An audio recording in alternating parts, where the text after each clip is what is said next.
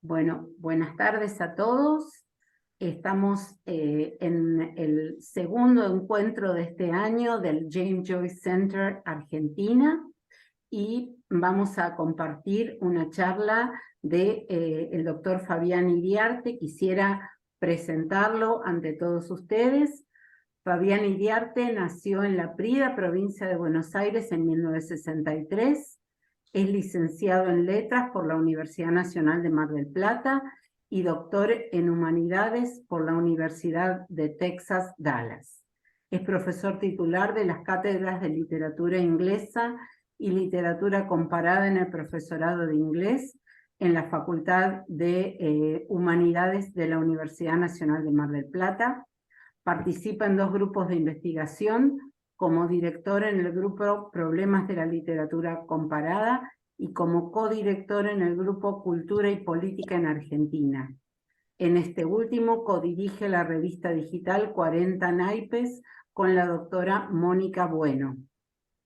Ha publicado artículos y ensayos sobre poesía y traducción y cuestiones de género en la literatura.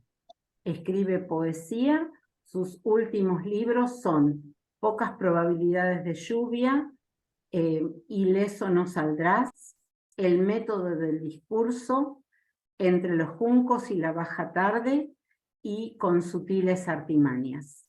Bueno, muchas gracias, Fabián, y te damos la bienvenida a este día, a esta tarde. Bueno, buenas tardes a todas, a todes, a todos. No veo rostros masculinos todavía. Gracias Silvia y Mónica por la invitación a dar la charla. Y bueno, voy a empezar. Titulé la charla, y esto es solo el comienzo, los párrafos iniciales de Finnegan's Wake de James Joyce, y 2 traducciones, al español y al francés. Y el título puede interpretarse de varias maneras, como una expresión de asombro, una expresión de júbilo, una expresión de perplejidad, etc. Como serían las expresiones de cualquier persona que comienza a leer Finnegan's Wake.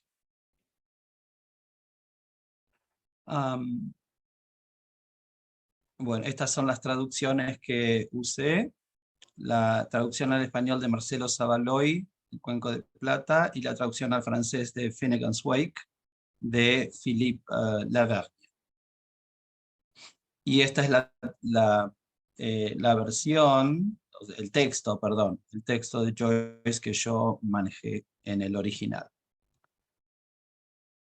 Bueno, empiezo con la charla.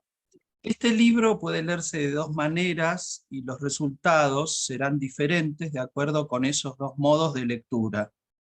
En primer lugar, como una novela con rasgos poéticos.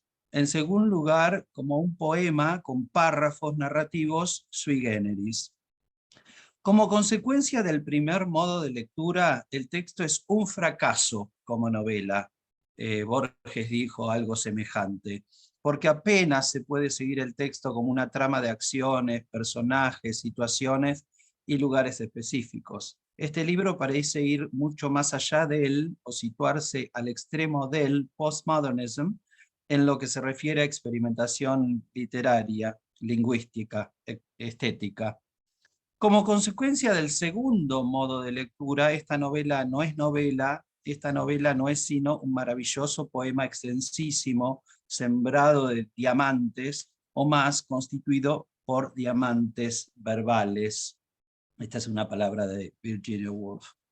También creo que si un lector o una lectora hace caso omiso, por decisión o por ignorancia, de toda la tradición crítica que ha abordado con mayor o menor éxito Finnegan's Wake, si se pone a leer esta novela como un relato, si no se detiene en cada palabra o frase para dilucidar de manera exacta y exhaustiva cada uno de sus significados múltiples, su polisemia, sus juegos de palabras, sino que considera la narración, entre comillas, como una serie de párrafos que cuentan algo, puede seguir la lectura, aunque de manera un poco accidentada, un poco lenta, un poco obstaculizada quizás, hasta el final y tener un panorama general de la trama o argumento del texto.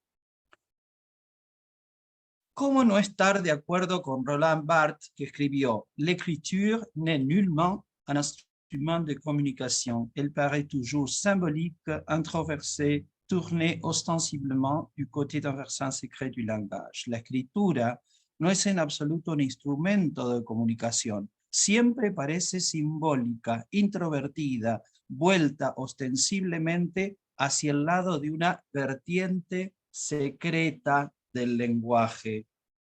La escritura joyciana, funeral y vigilia del lenguaje, muerte y resurrección de la palabra, confirma esta aseveración, esa sospecha, ese parecer.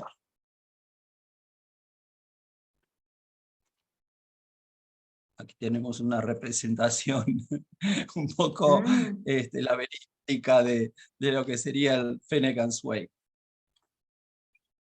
Bueno, yo me voy a ocupar de los 3 primeros párrafos nada más de la novela, o del largo poema, como me gusta llamarlo a mí.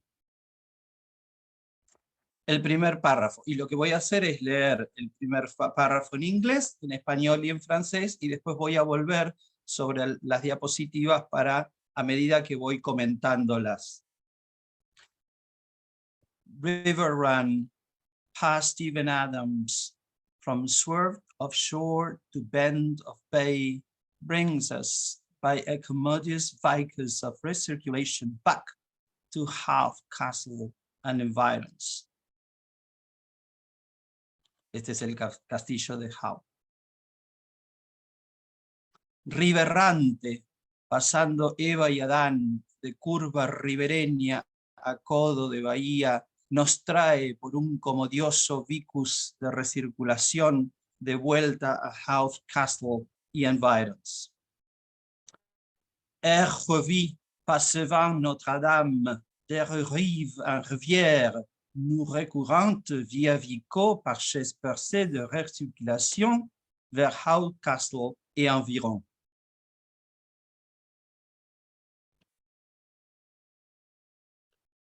Todo comienza con el fluir de un río que corre, un río que fluye. Philippe Lavergne, que traduce el Finnegans Wake al francés, ve en esta primera palabra, River Run, el anuncio de la naturaleza del libro, que no es sino un canto, un aurán en gaélico, y también un recuerdo, un erinner en alemán. Las 2 palabras suenan en River Run. Este es el río de la vida, Liffey, que Joyce descompone en life y fey. El renacimiento del libro ambiciona la reencarnación de su autor a través de la lectura. El río va de un lugar a otro, quizás en un círculo infinito, recurrente, aunque tiene un comienzo. Es después de la creación, después de Adán y Eva, la pareja heterosexual del origen de la Biblia. El río, en un cómodo círculo vicioso, que sería la definición de círculo vicioso, a situation in which a cause produces a result that itself produces the original cause. Ese círculo vicioso da una vuelta, el círculo de recirculación, hasta hacernos llegar al castillo de Howth y sus alrededores. Vicus significa también village, hamlet, row of houses, quarter of a city. Esta novela Río es una novela corriente, una novela que corre, que da vueltas, deja que el río corra, con esa canción de Carly Simon, Let the River Run. Comienza con un párrafo descriptivo locativo. El recorrido es sinuoso o zigzagueante, from swerve of shore to bend of bay, con un paralelismo sintáctico, como pueden ver, más una aliteración de la S, SS, BB.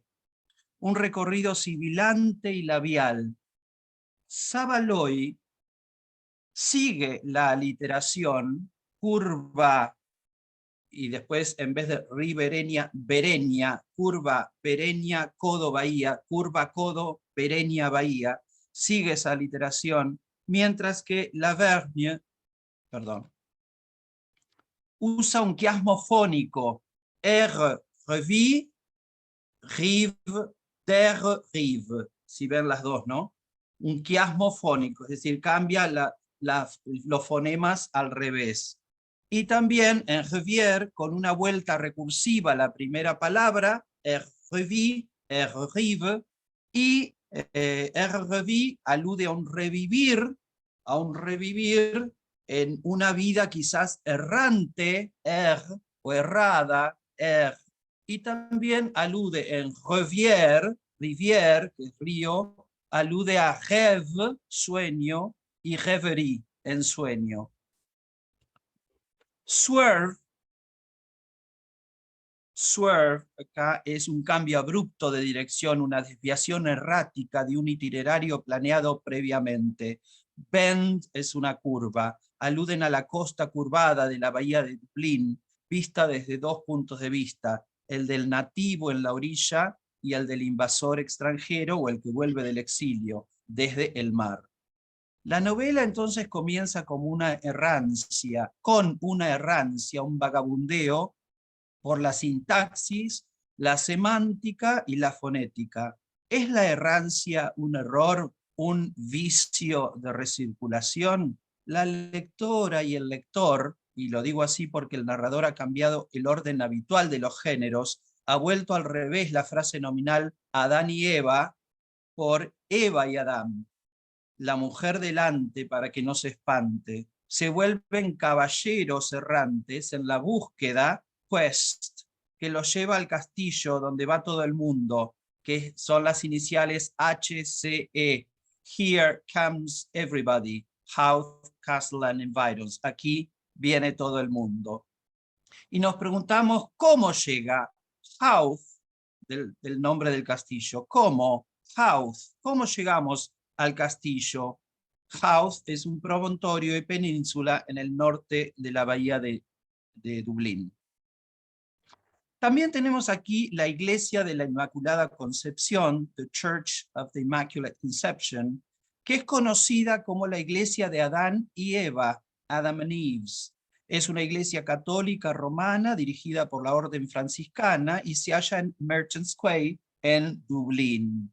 Un dato histórico, la capilla que ocupaba ese lugar fue destruida en 1619, siglo XVII, y reconstruida más tarde. Y los franciscanos celebraban la misa en secreto, al no tener ya una capilla porque se había destruido, en la taberna de Adán y Eva, Adam and Eve Tavern, de donde proviene el nombre popular de la iglesia, porque la iglesia en realidad se llama de la Inmaculada Concepción. Todo el mundo le dice la iglesia de Eva y Adán. En 1759 se edificó una nueva iglesia, luego reemplazada por la actual. En la palabra inicial, entonces, River Run, también escuchamos la palabra reverencia y reverendo, River Run. En los jeroglíficos egipcios, RN o REN también significa nombre. Todo esto resuena en River Run. Joyce nos ubica de un modo alusivo, según su propio vicio de recirculación literario, en su ciudad, en Dublín. La iglesia de Adán y Eva también está relacionada con su narrativa y su familia, según uno de sus biógrafos, Peter Costello, que escribió A Biography of James Joyce. Y leo en inglés lo que dice Peter Costello. Old as they were, her aunts also did their share. Julia, though she was quite great, was still the leading soprano in Adam and Eve's. Era la soprano principal de la iglesia. And Kate, being too feeble to go about much, gave music lessons to beginners on the old square piano in the back room. Esto es parte del cuento The Dead, los muertos, ¿no? de Dubliners.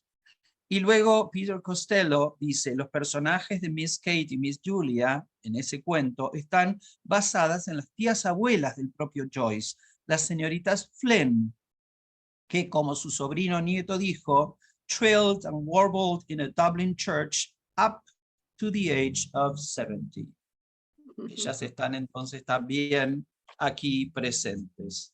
La palabra vicus, que encontramos aquí en este primer párrafo, encierra el nombre del filósofo italiano Giambattista Vico, nacido en 1668 y muerto en 1744, autor de La Scienza Nuova, la Ciencia Nueva, de 1725, a quien se le atribuye la expresión corsi e ricorsi, es decir, ciclos y contraciclos de crecimiento y decadencia, como su visión del desarrollo de la historia. Es decir, la historia tiene este vicio de la repetición. Lavergne, perdón,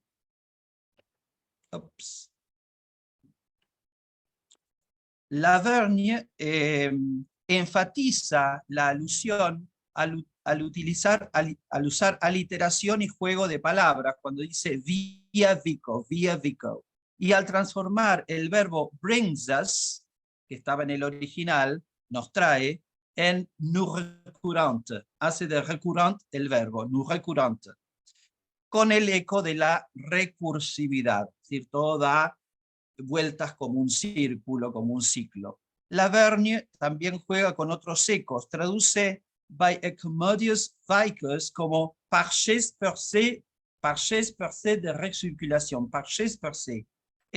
Una chaise per se es el antecedente del inodoro, es una silla con una apertura que contiene el orinal, o la pelela, diríamos nosotros. En inglés la palabra es commode, the commode. Sabaloi traduce como odioso. En esta palabra resuenan los adjetivos cómodo, pero también odioso. Entonces me pregunto, ¿es el regreso o la llegada a estos lugares, al castillo, algo a la vez incómodo y odiado? ¿O cómodo y odiado? Y perdón por lo que voy a decir, pero todo se va a ir a la mierda por este inodoro, porque Joyce no tenía problemas en incluir lo escatológico en sus textos. Segundo párrafo.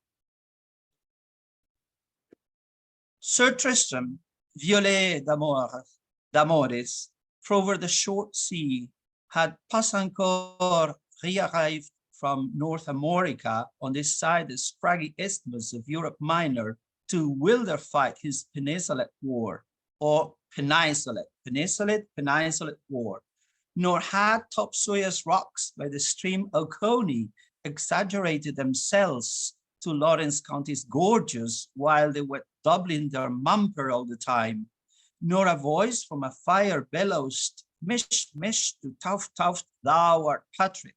Not yet, though very soon after had a kicked scat butt tended a bland old Isaac.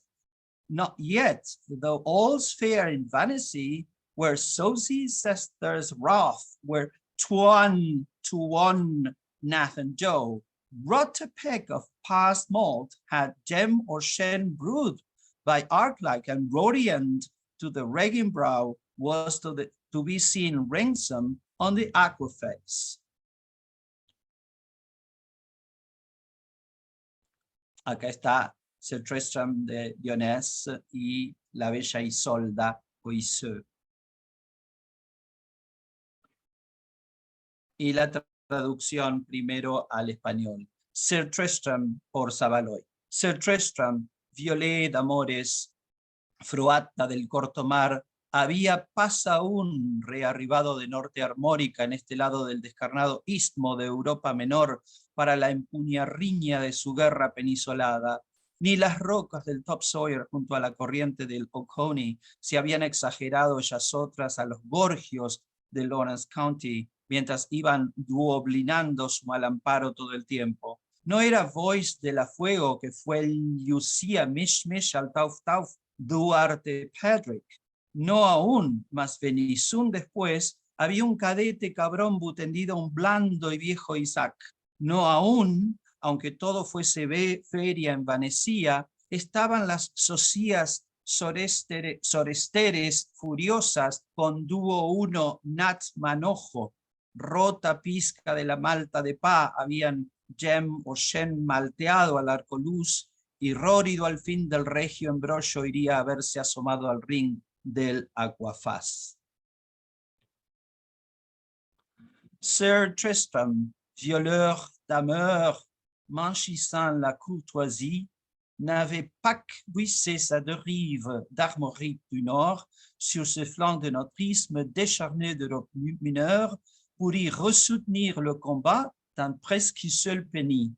Ni près du fleuve Ocony, la roche première ne s'était exaltruée en splendide Georgie Dublin de Laurent-Comté en doublant ses membres tout le temps. Nulle voix humaine n'avait essoufflé son micmac pour baptiser Patrick. Pas encore, mais nous y venons bientôt, n'avait un jeune blanc-bec flibuté le blanc-bouc d'Isaac. Pas encore, bien que tout soit à foire en vanité, le double sœur ne s'était colère avec Joe Nathan. Oncle, mais n'avait jamais Hichem brassé de béquet le malte paternel sous l'arcastre solaire, et l'on voyait la queue rugissante d'un arc-en-ciel encerner le quai de Ringsend.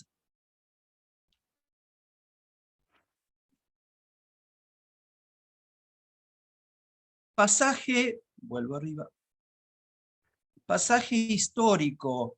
El narrador se remonta al pasado remoto, anterior al tiempo de su narración, los antecedentes de la isla, en un rápido resumen. Lo que contará sucede o sucedió mucho después, lo que va a contar en la novela, sucede mucho después de 5 episodios bíblicos, históricos, legendarios. En realidad son sumas de episodios, con alusiones y digresiones varias, como es costumbre en la escritura de Joyce.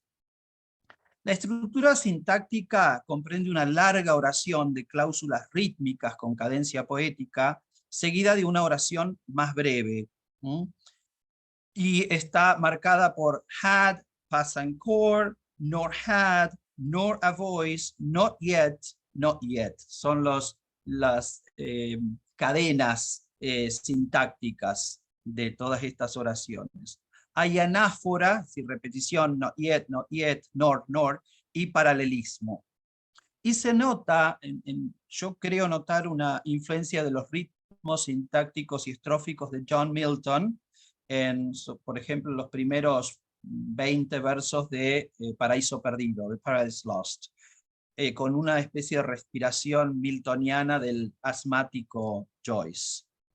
Bueno, dije que eran 5 episodios. El primer episodio es mitológico, literario, histórico. Está relacionado con los orígenes remotos de Irlanda y los conquistadores normandos, así como los héroes epónimos de 2 romances o romance, ¿no? Novelas de caballería medievales. En ese pasado todavía no habían sucedido ciertos hechos que luego fueron esenciales. En francés, pas encore significa todavía no, y también pas encore se dice de algo pasable o tolerable. También oímos la raíz latina de cor, corazón, en pas encore, porque los asuntos amorosos sin duda intervienen en la historia, ¿no? Bien, en Sir, la primera palabra, Sir Tristram, título nobiliario que se anteponía al nombre de pila de un caballero, knight o un baronet. Algunos críticos advierten la presencia de Wazir o Osiris, donde el signo para trono, habitualmente reservado para escribir la consonante ST, sobre todo en la palabra lugar, se usa para escribir el sonido WS, Wasiris. El ojo denota el sonido ir, y el tercer signo denota Dios y no se pronuncia. Otros críticos también ven el cuerpo de Osiris dividido en 14 partes en este párrafo. Yo encontré 12, así que solamente les voy a decir las 12 y las otras no sé, pero tenemos el corazón, no sé si ustedes ven mi cursor, ¿Lo ven? Ah, perfecto. Entonces, pasan core. Ahí tenemos el corazón, core. Armórica. Armórica, brazo. Scraggy, porque en slang, scrag es el cuello. Penisolate, penis, el pene. Rocks es también slang para testículos. En Ocuni vemos las rodillas, knee. En gorgios o gorgios vemos la garganta, la gorge en francés. Esperen un poquito, butt-ended, butt, que es como las nalgas, ¿no? La cola. Después tengo en Nathan Joe, acá si tomo la H, hand, la mano.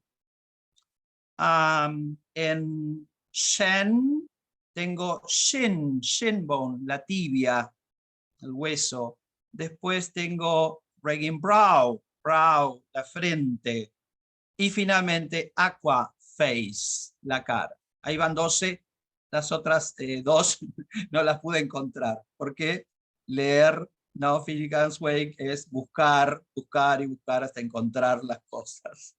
Bueno, en Joyce todo se duplica, se triplica, se multiplica. El nombre de Tristán, Sir Tristram, puede aludir a 4 personajes.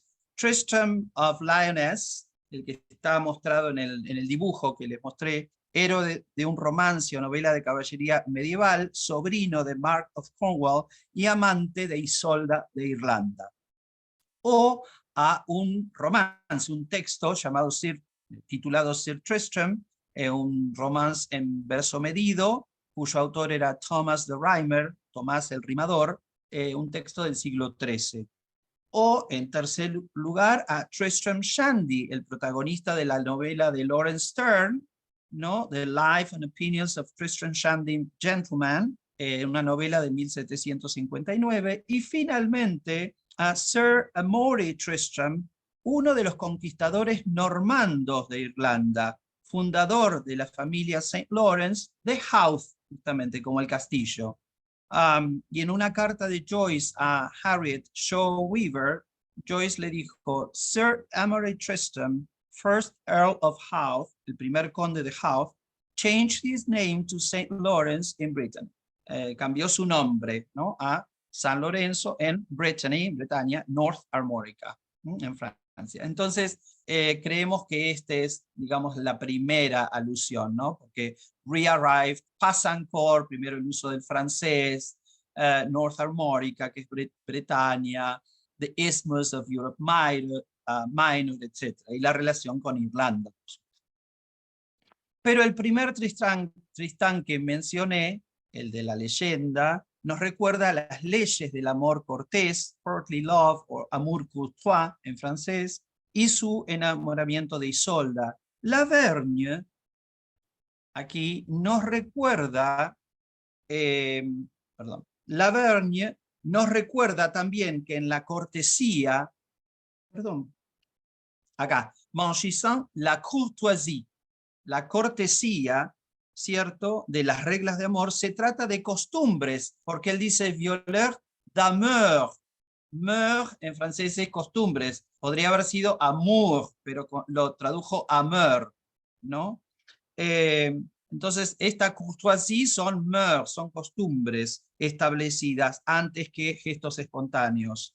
Es decir, este juego del amor cortés se podía jugar cuando las personas gozaban de tiempo libre, loisir, que también parece escucharse en loisir, tiempo libre, cuando estaban ociosas, que en francés se dice oisif, être oisif, courtoisie.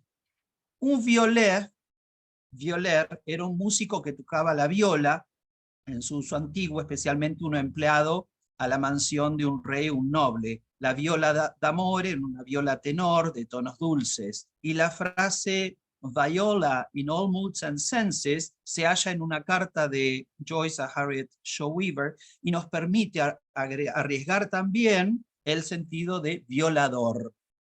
porque acá Lavergne lo traduce violer como violeur, que también es el sentido de violador en francés. El sexo, en varias formas, está presente en estos párrafos. Se lo ve como guerra con connotaciones sexuales en, ¿no? Peninsulated War o Peninsulated War, penis, perdón.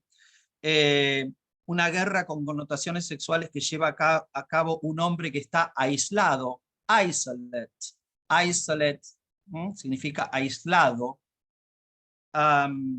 en su propia ínsula o isla, ¿no? Isla o ínsula, como un asunto propio del género masculino, ¿no? His Peninsula War. Sabaloi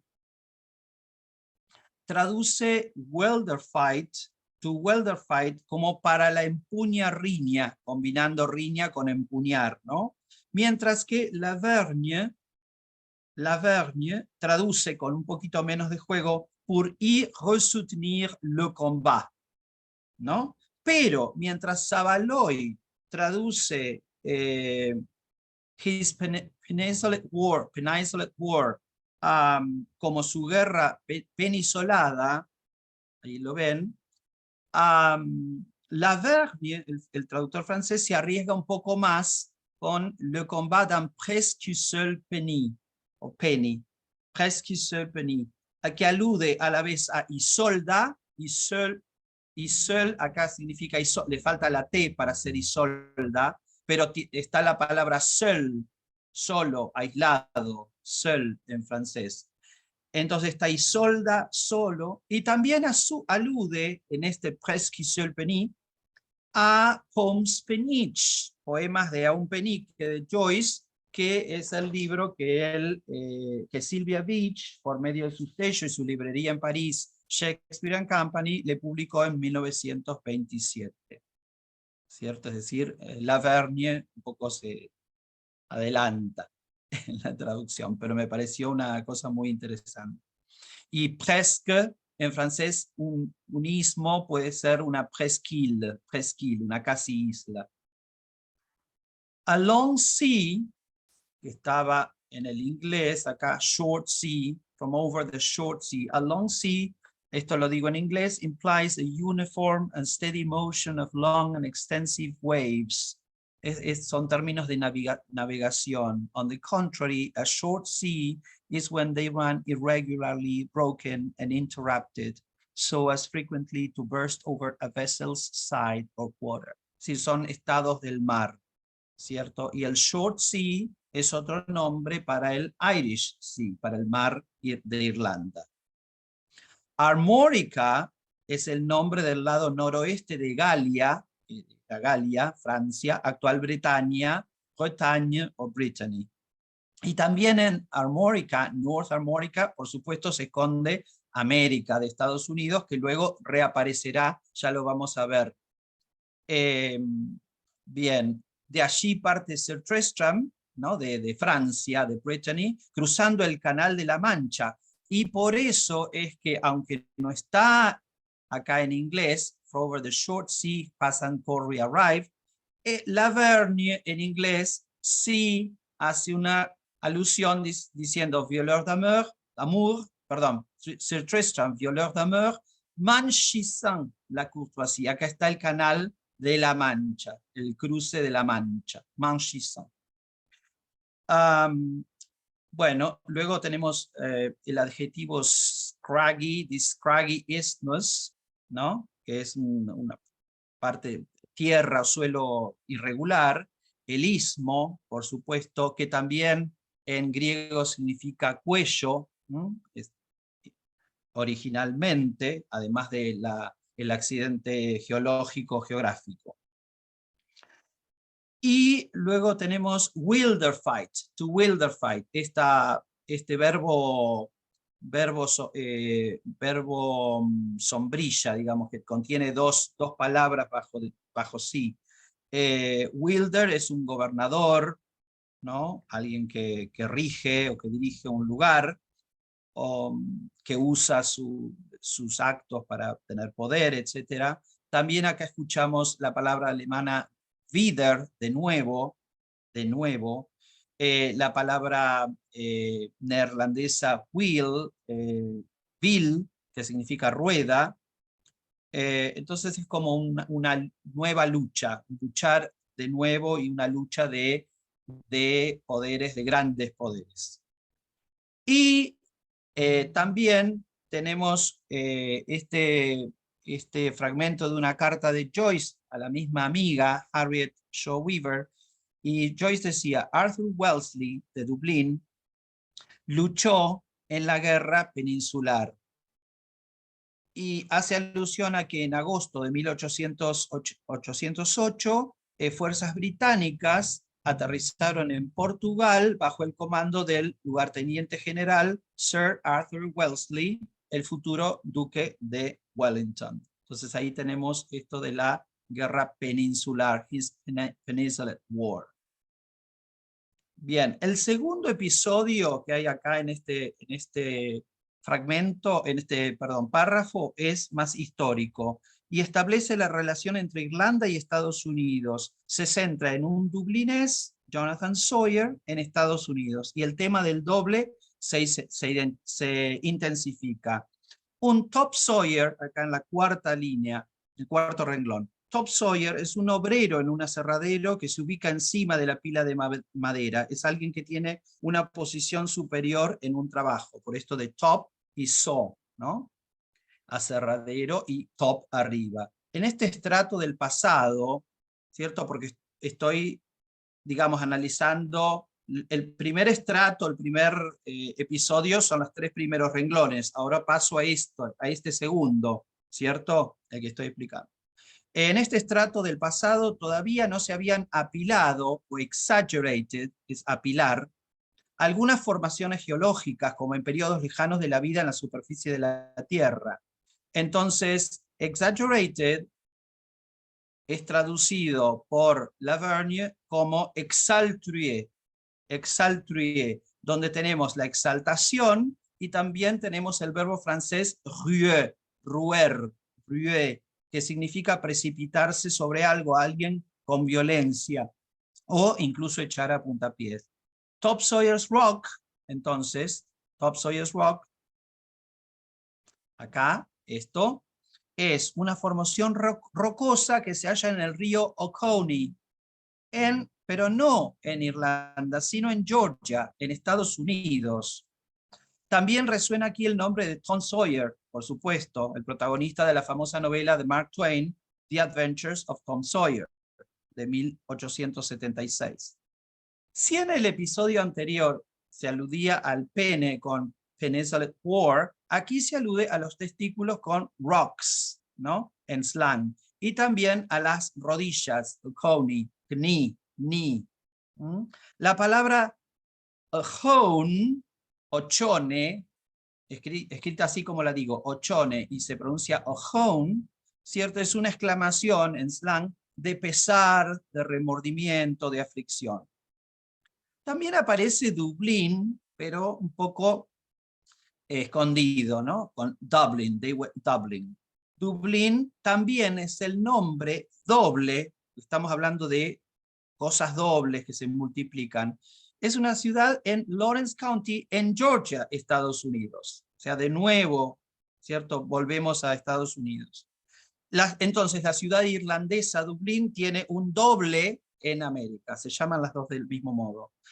Joyce le explicó a Harriet Weaver que había sido fundada esta ciudad norteamericana de Dublín por alguien llamado Peter Sawyer. Él se equivocó porque en realidad se llamaba Jonathan Sawyer, y el lema de la ciudad era Dublin all the time.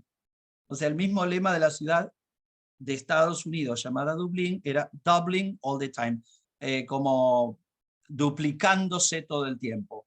Que acá lo tenemos, ese while they were doubling their mumper all the time. ¿Sí?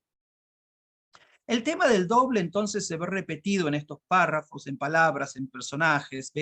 Vemos mish mish, tauf tauf, vemos las hermanas dobles o socias acá abajo, Susie, sisters, sisters, hermanas, pero también dos Esteres, nombres de mujeres, ya lo voy a ver.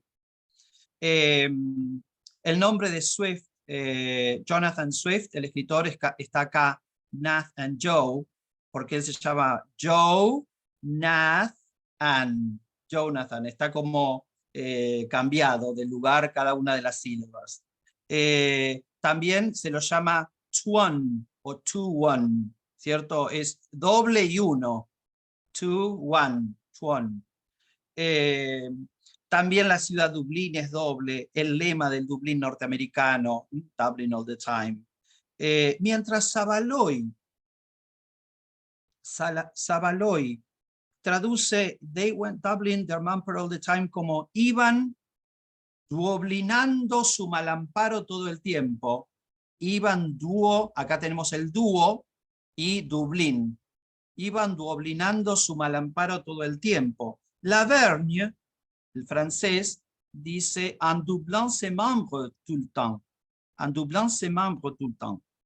La actividad de duplicar entonces tiene que ver con los números, porque la palabra mumpers, en la palabra mumpers resuena la palabra numbers, mumpers, numbers, suena bastante igual. Y mientras Lavergne alude quizás a las partes del cuerpo, a los membres rotos, los miembros rotos, ¿no? Doublant ses membres, los miembros rotos de Finnegan, del dios Osiris, las 14 partes del cuerpo del dios Osiris, o Humpty Dumpty, Savaloi, en cambio, iban duoblinando su malamparo todo el tiempo, en vez de malamparo que haga alusión a miembros o números, alude a la mala calidad del refugio o el amparo en el parque donde estamos, ¿no? En el parque donde estamos, el parque aparece al final de este párrafo. Mumper es, en esta palabra, mumper, they went doubling their mumper all the time, en un slang ya obsoleto, es un mendigo o un gitano de raza mixta. Esto lo anotó Joyce en su cuaderno de 1922 y 23. Él escribió, Mumper, road folk who shelter, ¿no? Gente de la calle, ¿no? De las rutas, que buscan refugio. Y había salido también en el diario Daily Mail del 28 de diciembre de 1922 un artículo titulado Gypsies in Winter, los gitanos en el invierno, que describía, bueno, qué hacían los gitanos nómades en el invierno en Irlanda o en la ciudad. Bien, y la cita que tengo acá es The Romanical, the true-bred gypsy, es decir, los gitanos reales, romaníes, scorns the mumpers, desprecian a estos mumpers, que no son gitanos, son también mendigos, pero no gitanos. They scorn the mumpers or road folk who seek cover at night under house roof. Es decir, se peleaban por los refugios en la ciudad. En la palabra gorgios, aquí, gorgios, nos resuenan varias cosas. Nos resuena la garganta, que aparecerá también en el párrafo siguiente con el grito. Nos resuena gorge en francés, sin duda importante para el Joyce apasionado por la ópera y el canto lírico. Y Lavergne también, Lavergne oye el epíteto gorgeous. Gorgeous en inglés es hermoso. Esperen, ¿dónde está aquí?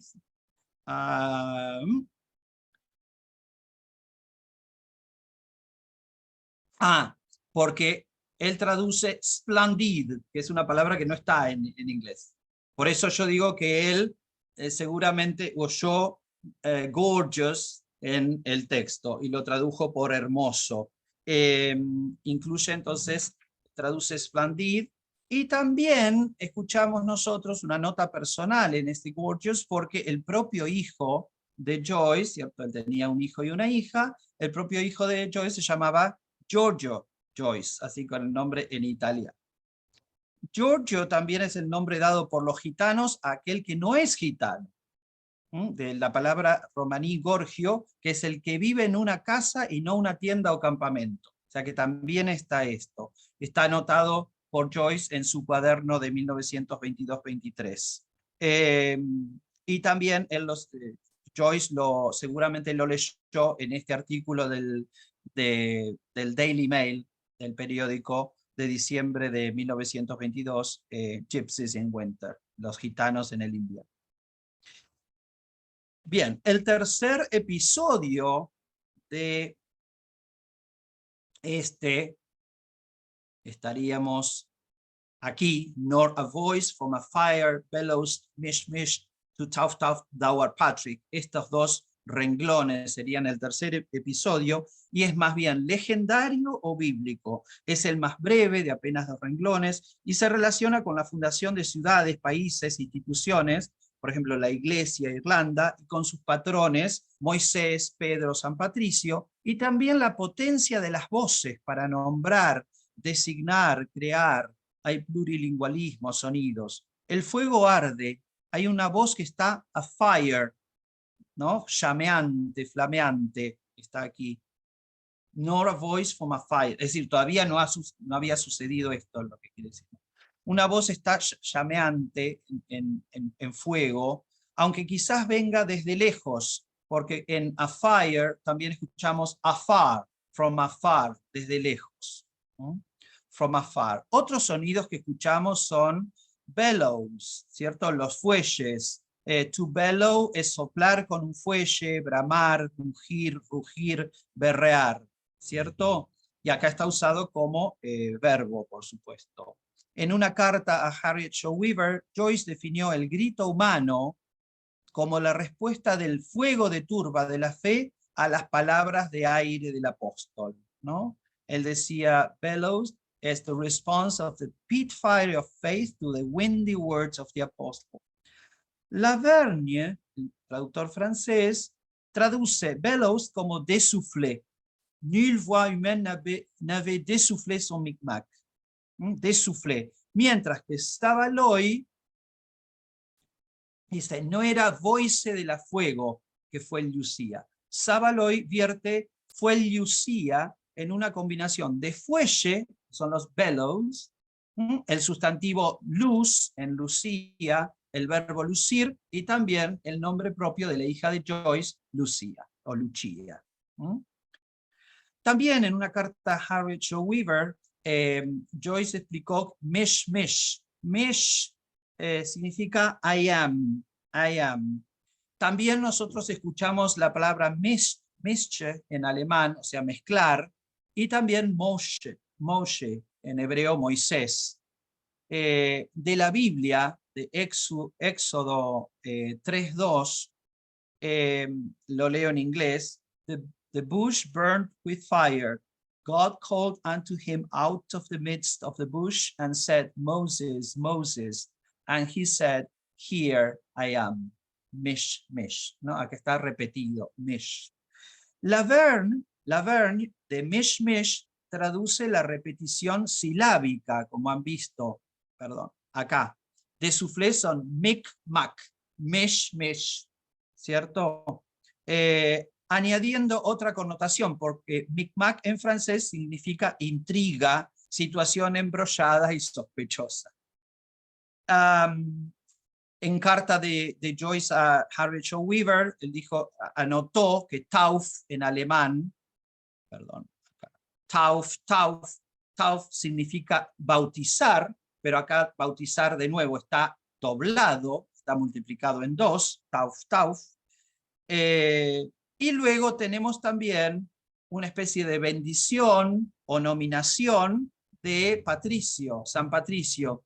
Thou, en inglés, en Middle English, ¿cierto? Como el inglés de Shakespeare, thou, le falta la O ahí. Thou art, el verbo ser, se escribía así también en vez de are. Thou art Patrick, tú eres Patricio, ¿no? Tú eres Patricio, como una especie de bendición y bautismo. Y estamos obviamente hablando de Irlanda, santo patrono de Irlanda. También escuchamos acá en Thou art Patrick, ¿cierto? O Thou art Patrick, porque está P, escuchamos Thou art Peter, vos sos Pedro de la Biblia, ¿no? En griego, Petros, Peter es una forma masculina de Petra, que es roca, y Jesús le dijo, lo leo en inglés, Thou art Peter, and upon this rock o sea, sobre esta piedra, I will build my church. Voy a edificar mi iglesia.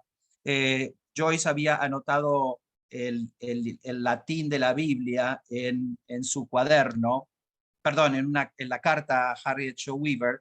En latín se dice, tu es Petrus et super anc Petram, y sobre esta piedra a edificabo ecclesiam meam, edificaré la iglesia mía.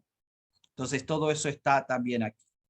El cuarto episodio empieza de nuevo en Not Yet, though very soon after had the kids got attended the bland old Isaac. Estos dos renglones.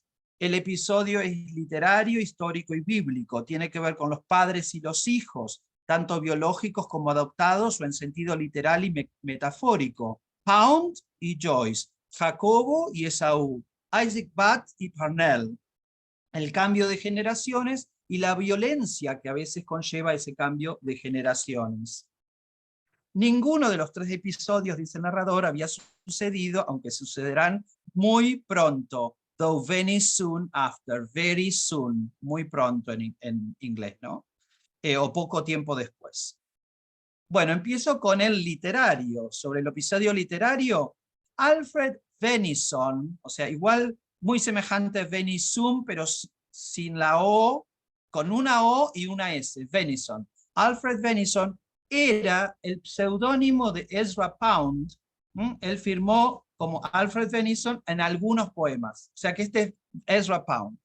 Entre Pound y Joyce entonces se desarrolla este drama que es paralelo al de Jacobo y Esaú. ¿Quién mata a quién? Venison, además, en inglés no estándar, define cualquier bestia de caza u otro animal salvaje que se da muerte en la casa. Eso sobre el episodio literario. El episodio histórico, esto también Joyce lo anotó en su carta. Parnell ousted Isaac Butt from leadership. Es decir, el cambio de Parnell en la política irlandesa. Parnell echó a otro político llamado Isaac Butt. Butt, como se escribe, perdón, pero culo en inglés, ¿no? B-U-T-T. Era el apellido de este político. Isaac, como el patriarca bíblico, más Butt. Entonces lo echó. O sea, alude a un episodio de la política irlandesa. Y también escribió The venison purveyor Jacob got the blessing meant for Esau. Es decir, uno se quedó con lo que le correspondía al otro. Es decir, el menor, y acá tenemos the kid's cad, kid es un chico, y cad también es chico, pero también es un dólar, y significa cad, canalla, sinvergüenza, cara dura, ¿cierto? Entonces, a kid's cat butended a bland old Isaac. Acá está cuando lo echa del poder. But-ended. Ended lo terminó. Y but-ended es como que le pegó un puntapié en el trasero, ¿cierto? Lo sacó de un puntapié. Entonces todo eso está aquí. El menor suplanta al mayor en la dirección de los asuntos políticos en la historia irlandesa. También se escucha, ¿cierto? En Kid's Cat, la palabra kidskin, que es el cuero de cabritilla que Jacobo usó para disfrazarse en el episodio de la Biblia donde se hace pasar por su hermano frente a Isaac, ¿no? Savaloy traduce Not yet had the kid's cat attended the bland old Isaac como no aún, más Venison después, todavía no había un cadete cabrón butendido a un blando y viejo Isaac. ¿Cierto? Lo hace con aliteración, ¿cierto? Cadete cabrón, la CC, cadete cabrón, y alusión también a un golpe que lo deja Isaac tendido, butendido. Lavergne lo que hace es pas encore, mais nous y venons bientôt, n'avait un jeune blanc-bec flubuté le blanc-bouc d'Isaac. Lo que hace Lavergne es, hace más juegos, repetición de palabra, blanc-blanc, pero con significado muy diferente entre blanc-bec y blanc-bouc. También aliteración, la B, B, buté también, buté, la B, aliterada, y homofonía, ¿no? Entre blank book, blank book. Y alude al filibusterismo, flibuté, como el participio pasado de un verbo que no existe, que él inventó, y también but. Está el but acá de Isaac Butt, el político irlandés, y but como el trasero en inglés, ¿no? Y también tenemos but, que en francés es propósito u objetivo, con el objetivo de ganar poder. En la palabra bland también hay un eco, bland del segundo párrafo acá, bland old Isaac, hay un eco, bland significa poco interesante, suave, dull en inglés, ¿no? Bland. Y también hay un eco de la palabra blind, como era Isaac, ¿cierto? Era el viejo ciego, se lo conocía así. Por lo tanto, acá nos remite esta palabra blind a una intertextualidad doble. Por un lado, Philippe Lavergne considera que aquí hay una parodia de un cuarteto, un quatrain, escrito por Lawrence Stern. Y les voy a leer el cuarteto. Dice, Here's Jenny Howe has lost the cow, and so has Johnny Bland. Therefore we'll put our trust in God and not in any other man. Esto es de estos poemas que no son poemas, son como rimas, ¿no? Entonces aquí Jenny Howe perdió una vaca y también la perdió Johnny Bland, por lo tanto pondremos nuestra fe o nuestra confianza en Dios y no en ninguna otra persona. Pero el personaje del quatrain se llama Johnny Bland, ¿sí? Es de Lawrence Stern. En segundo lugar, Isaac de la Biblia, el Isaac ben Abraham, era conocido como Isaac el ciego. Y en el episodio bíblico, en el que reaparece la palabra venison, es de Génesis capítulo 27, versículo 19, Jacobo pide al ciego Isaac que lo bendiga con engaños. Dice la Biblia, and Jacob said unto his father, y Jacobo le dijo a su padre, I am Esau, thy firstborn, soy Esaú, tu primogénito. Sit and eat of my venison, sentate y come de mi venison, este animal que he cazado, that thy soul may bless me. Así tu alma puede bendecirme. Jacob y Esaú eran hijos gemelos de Isaac y Rebeca en la Biblia, lucharon en el vientre de su madre. Todo esto es importante porque justamente no vamos a llegar a eso, bueno, en el tercer párrafo aparecen, pero, y en este también, Jem y Shem, en toda la novela están los dos hijos de Finnegan, ¿no? Entonces todas estas figuras son modelos, modelos para estas dos figuras de la novela de Joyce. Jacob y Esaú entonces lucharon dentro del vientre de su madre y Dios entonces decidió que ellos serían dos naciones y que el mayor serviría al menor, un poco al revés, ¿no?, de lo corriente. Esaú significa peludo, era el primer nacido, era un cazador, y Jacobo, que significa el que suplanta, había nacido aferrado al talón de su hermano y era labrador, ¿no? Entonces, bueno, hay todo un episodio de la Biblia, como ya dije, del libro de Génesis, que habla de estos dos hermanos. Voy a pasar al quinto episodio, que empieza con Not yet, though all's fair in vanity, were Susie's sisters wroth with Tuan, Nathan, Job. Este es un episodio literario y religioso, está relacionado con la justicia, fairness, ¿no?, y la injusticia, unfairness en inglés. Justicia y justicia en asuntos literarios, y también con la vanidad, vanity, la vanidad de los escritores, incluso quizás la propia de Joyce. Joyce alude aquí también a la publicación Vanity Fair, la revista Vanity Fair, ¿no?, en la que John Quinn le había dedicado una reseña muy elogiosa. El autor también alude también al autor de la novela Vanity Fair, Feria de las Vanidades, Thackeray, William Makepeace Thackeray. La novela fue publicada en 1848. Aquí dice, not yet were Susie's sisters wroth. Todavía no estaban las hermanas o las Esteres Socias enojadas con Nathan Joe, con este hombre, con Jonathan. Wrath significa manifestar ira, enojarse. Es una palabra que aparece en la Biblia también. Por ejemplo, cuando Cain was very wroth. Caín estaba muy airado, en Génesis 4. A Joyce le sonaba peor esta palabra porque estaba muy enojado con algo que le sucedió a él, que tiene que ver con esta palabra, el sonido de la palabra wrath. Samuel Roth, sin la W, R-O-R-O-T-H,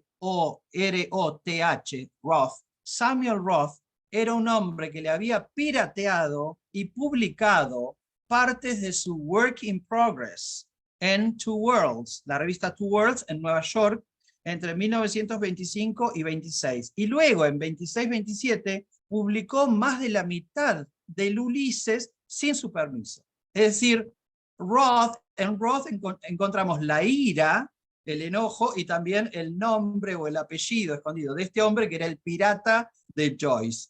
O sea, las hermanas estas pueden estar enojadas con Jonathan, ¿no? Pero también con Jonathan Swift, pero también Joyce con Samuel Roth. El tema del doble entonces se desarrolla aquí con Susie, ¿no? Socias, sisters, las dos hermanas. Susie también es Soci, S-A-U-C-Y,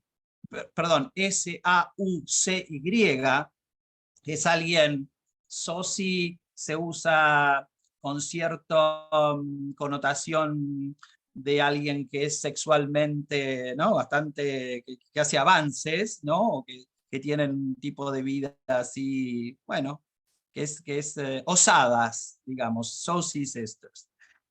Y acá se alude el narrador de la novela, alude al autor satírico, ensayista y religioso anglicano Jonathan Swift, que lo tenemos acá en Nathan Joe. Jonathan Swift.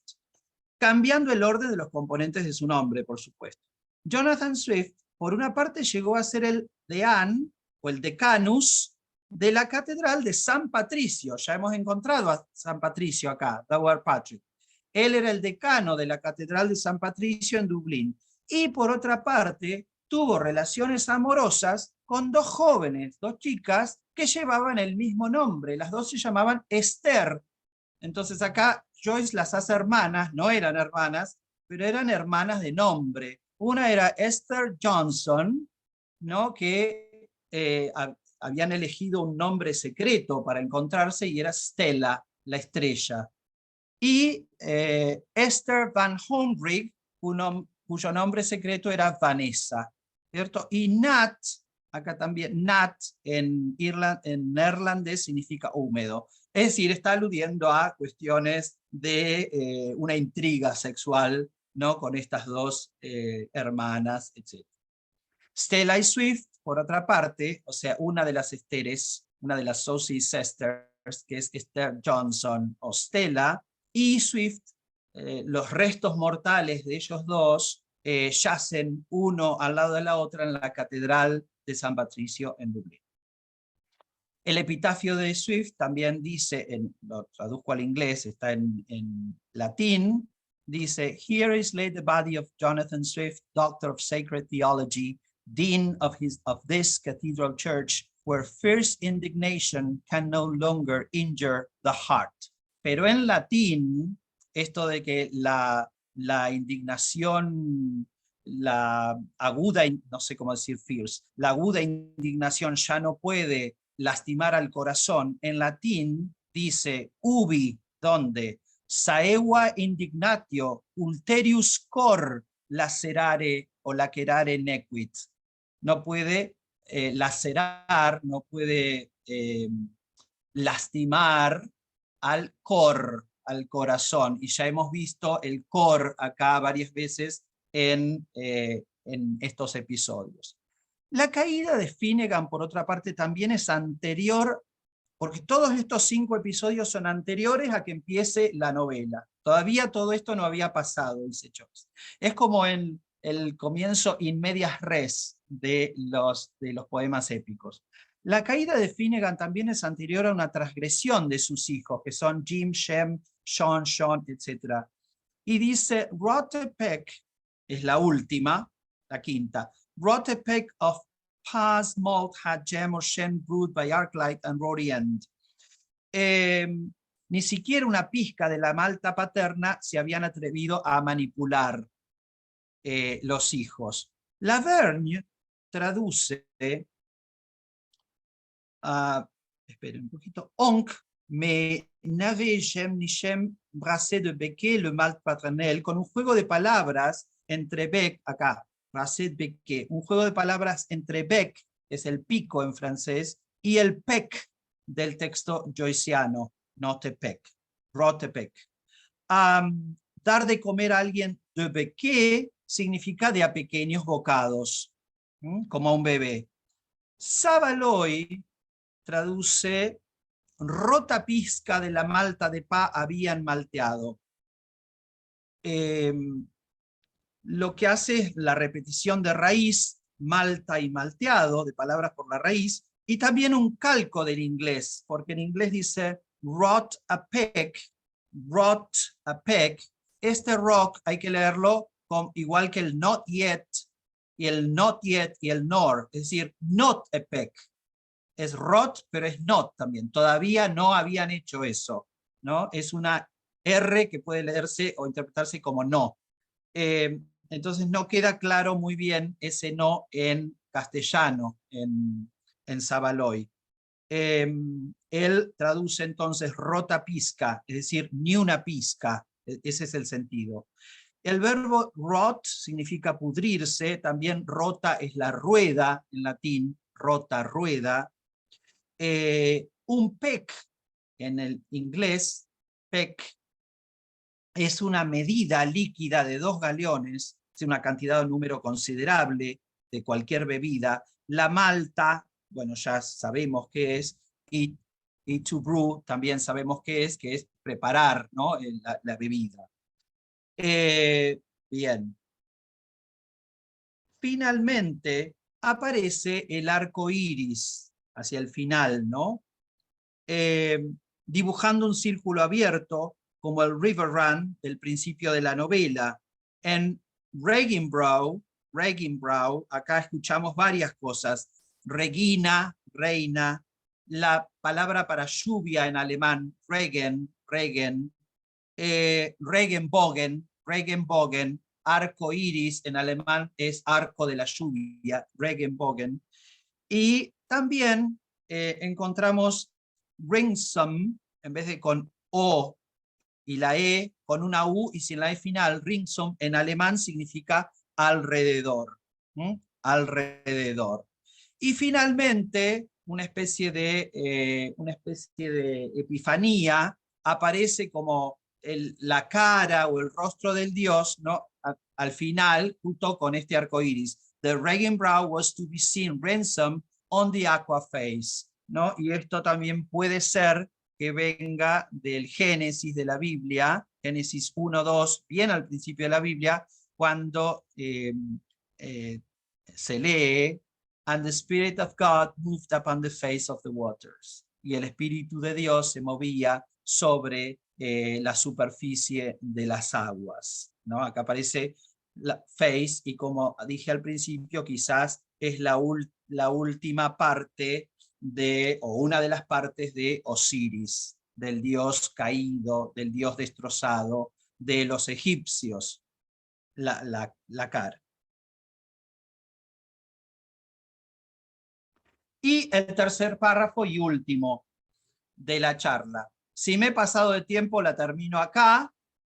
Ustedes deciden, quizás ha sido demasiado largo, pero no había manera de recortarlo esto. Pero ustedes me dicen, Silvia, Mónica.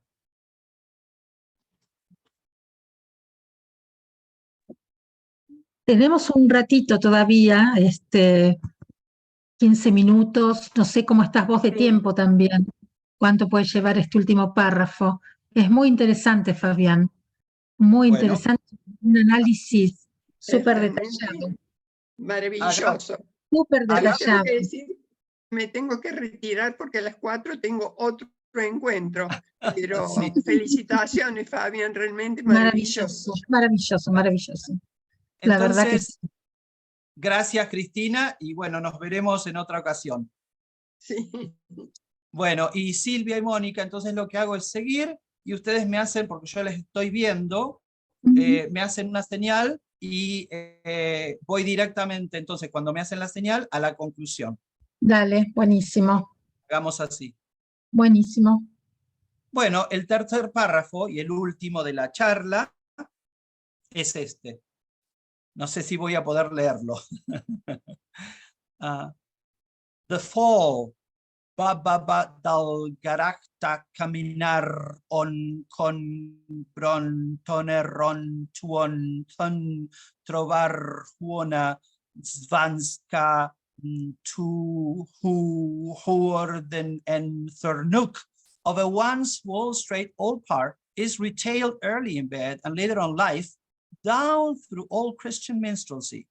The great fall of the off-wall entailed at such short notice the pshut of Finnegan, Earth's solid man, that the Humpty Hillhead of himself promptly sends an unguiding one well to the west in quest of his Tumty Tumtoes, and their upturned pike point and place is at the knockout in the park where oranges have been laid to rust upon the green since Devlin's first love, Livy. Acá, por supuesto, una de las alusiones es a Humpty Dumpty, por eso elegí esta ilustración. Y aquí vienen las dos traducciones, primero la de Savaloy al español y luego la de Philippe Lavergne al francés. La caída, Bababadal Garaktaron con bron trueno on tuon truen trovar una ska tu hu orden turnuk de un por entonces muy estricto viejo salmonete se retaíla temprano en cama y más tarde en la vida, bajando a través de toda la juglaría cristiana.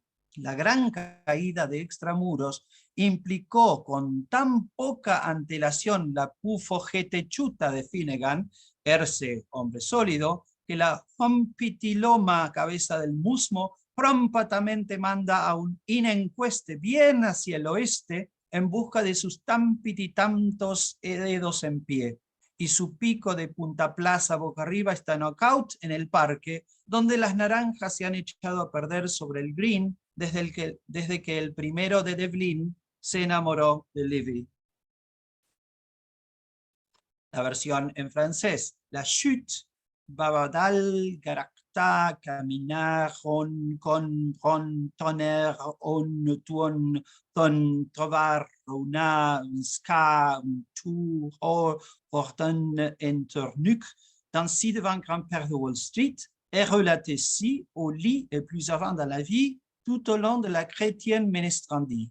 La grande chute, mur d'angle, entraîna à si brève échéance la chute de Finnegan, solidum, que la grosse vie de sa colitette de pêche promptement un inspecteur plein ouest, en quête de ses cocktails, leur pique-pointe, un lieu tourniquet de Castleknock, à l'entrée du parc où l'on a mis des oranges à verre rouillir depuis que Dieu blanc premier fait l'amour à la vie.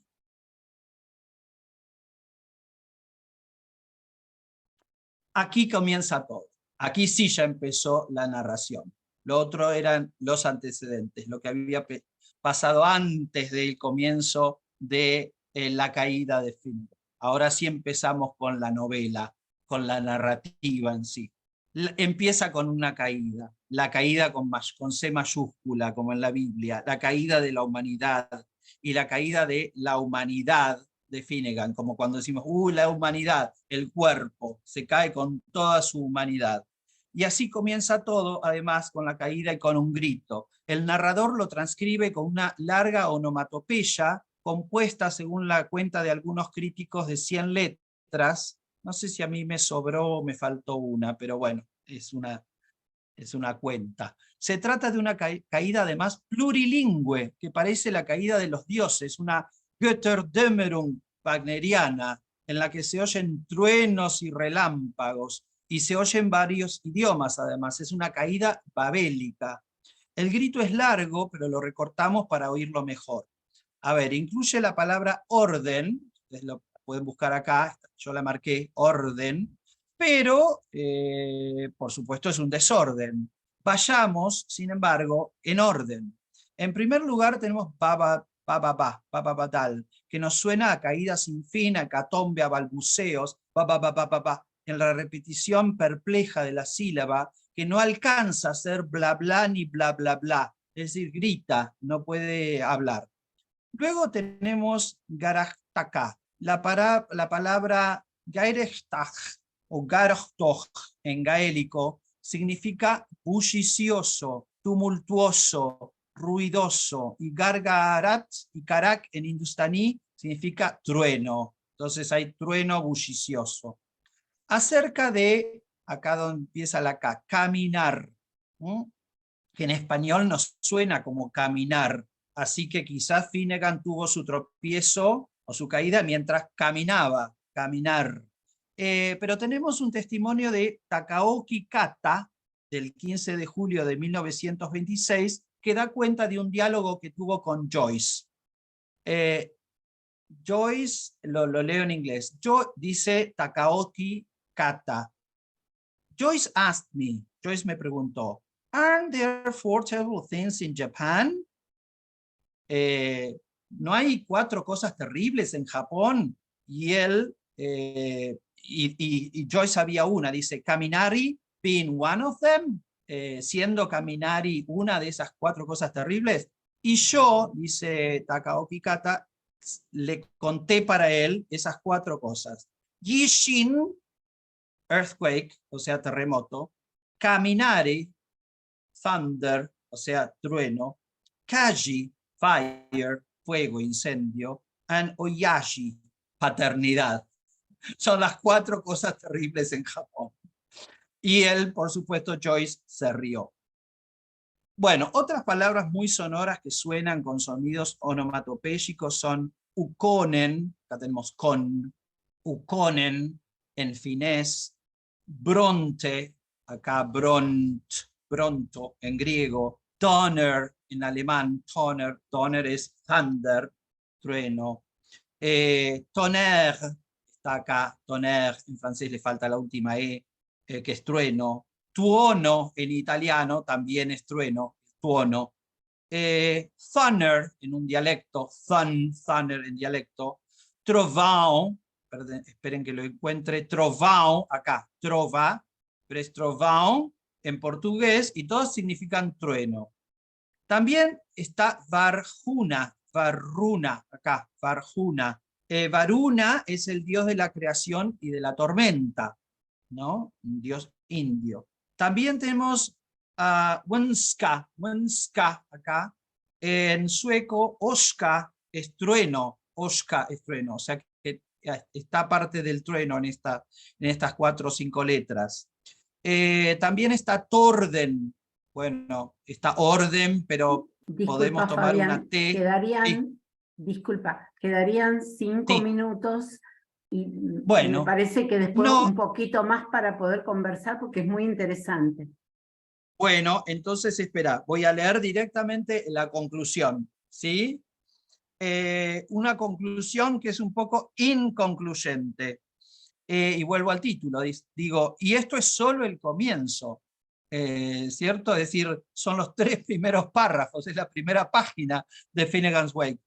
El resto no es, como se dice, silencio, sino un sinfín de palabras, pero un sinfín de palabras que tiene fin, un sinfín con fin de palabras, porque llegamos a la página 628 y se termina Finnegan's Wake. Es un sinfín con fin de palabras, de párrafos, de voces, de sonidos. Es un velatorio, Wake, es un velatorio, un funeral al que nunca antes habíamos asistido, y también es una vigilia, porque Wake es la vigilia también, to be awake, estar despierto, en la que nunca antes habíamos vivido. Wake up, parece decirnos Joyce. Despiértense. Y al leer este largo poema hasta el final, fin, de Finnegan, leerlo hasta el final, hasta el fin, al, y luego de nuevo y de nuevo y de nuevo, again, fin, again, de nuevo, leerlo de nuevo. Y con eso termino la charla. Gracias. A vos, una maravilla. Una Maravilloso. maravilla, la verdad, Gracias, Fabián. gracias. A vos que decís eso, llegamos a la página 600 y pico y es el final, pero llegás a la mitad de una oración que se completa en el principio de la novela otra vez, ¿no? Así que es circular y es volver a empezar y no poder terminar nunca, ¿no? Y lo Bueno, me circular encantó. la Fabián, circularidad ya Patricia está desde... quería el nombre de los traductores al castellano y al francés, que recién lo pidió en el chat, yo le... Sí, bueno, lo escribo en el chat. Bueno, dale, bárbaro. sí, genial. Acá estoy Muy escribiendo. interesante. Este, gusto a poco. Claro, uno quisiera seguir. Doloroso poco. Patricia, ahí en el chat puse el nombre del traductor. Es una cosa muy interesante, yo no lo conozco, pero Marcelo Zavaloy es de Bahía Blanca y no es traductor profesional y ha traducido el Ulises de Joyce y el Finnegan's Wake de Joyce para la editorial El Cuenco de Plata. Están publicados los dos. Y lo interesante es que él no es ni especialista, bueno, ahora sí es especialista, pero se hizo especialista y tradujo estas dos obras de Joyce porque tenía ganas simplemente, no era un traductor profesional, ni literario, ni nada. No sé Era cuál es su... productor de seguros, ¿no? Me Claro, parece. Sí. exactamente, exactamente. Así que, bueno, Pero es maravilloso la música, cómo la traducción de Zavaloy, que yo Sí. hubiera jurado que era un traductor, recupera la musicalidad del original. Sí, sí, sí. Sí, tal cual, porque obviamente ya quedó muy, bueno, ya esto se sabe, es un cliché, no sé para qué lo voy a decir, pero cada palabra, ciertas esas palabras que yo dije sombrilla, pero hay otra palabra que existe en la crítica para cuando Joyce juntaba 3 o 4 palabras en una sola. Obviamente ningún traductor, ni al italiano, ni al francés, ni al español, ni a ningún idioma puede hacer lo que hizo, ¿cierto? Entonces elige ciertas cosas, pero lo elige bien, así como otra traducción al español, yo podría traducir estos 3 primeros párrafos de una manera totalmente diferente y seguiría siendo una traducción, así que siempre es un desafío. El gran desafío es leer Finnegan's Wake. Mariela, sí, pero justamente la idea, Mariela, es, o sea, espero haber dejado en claro, yo no quise abrumar a nadie con esta lectura, sino que justamente digo que hay que animarse, porque a veces hay grandes prejuicios con respecto a estas cosas, con respecto a Borges, con respecto a Joyce. Hay que empezar a leerlo directamente, y uno entiende lo que entiende, y sigue adelante. Y a medida que lee o que lee libros de crítica, o etcétera, o escucha conferencias, va entendiendo más y va escribiendo la glosa al costadito del libro, de la novela, y dice, acá también escucho tal cosa, acá también está tal palabra, establezco esta otra relación que antes no me había dado cuenta de que existía, etcétera, etcétera. Me parece que esa es la cuestión, ¿no? Me pareció maravilloso lo que dijiste, Fabián, al principio, de leerse como novela o leerse como poema. Y cuando uno lo lee, yo pensaba, cuando uno lee un poema, permite las licencias poéticas y como que no se preocupa por la falta de coherencia o de sentido de algunas cosas, porque cuando leemos poesía nos permitimos ser lectores de otro modo. Entonces me gustó mucho esa clave. No, tal cual, tal cual. Hoy a la mañana, justamente como todos los sábados, no lo miro así, no sigo el programa, pero hay un programa muy lindo en Encuentro que se llama Caminos de Tiza, que es para maestros y maestras, generalmente de escuela primaria y un poco de secundaria, y hoy justamente el tema fue la poesía, y de eso se trataba, ¿no? De decir que la poesía hay que leerla sin ninguna especie de prejuicio de pragmaticidad o pragmatismo. No es eso, no vamos a buscar información. Es lo mismo que decía Roland Barthes, un versant secret, una vertiente, ¿no?, de la poesía, quizás no secreta, pero una vertiente diferente del lenguaje es lo que explota la poesía. Y yo leo, la verdad es que leo Finnegans Wake como poema extenso más que como novela. Es Y decir, en también, voz alta. La claro, idea es leerlo en voz alta y escuchar la musicalidad, totalmente. Sí, sí, sí. totalmente, los ecos de sonidos, porque cuando uno lee las palabras son signos, signos icónicos sobre el papel, pero cuando uno dice la palabra, ahí puede descubrir ecos y plurisignificados en esa palabra, ¿no? Al pronunciarla, Claro. dice, pero esto suena como otra cosa, y en Shakespeare, en Joyce es otra cosa también. Claro. Cuando uno lo descubre, claro, era esta otra cosa también. Y esta Totalmente otra adrede. Claro. Totalmente, exactamente. Ahí escribí, Patricia, el nombre del otro traductor, el francés, Gracias. Philippe. Buenísimo. Sí.